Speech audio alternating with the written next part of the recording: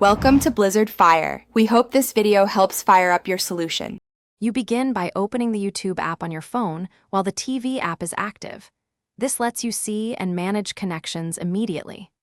Once done, tap your avatar to open account settings, then choose Watch on TV or Connected TVs to list paired devices. You do this because the app maintains a saved link.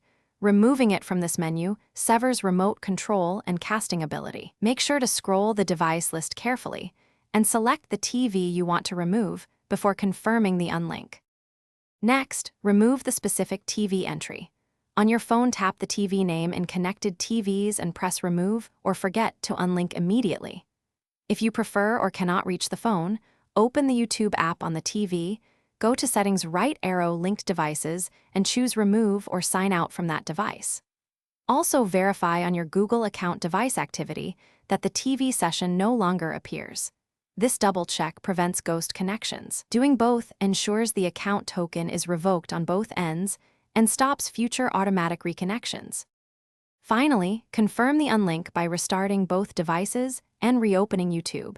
The TV should no longer appear in Connected TVs. If the TV still shows as connected, sign out of YouTube on the TV app or, as a last resort, perform a factory reset to clear stored tokens.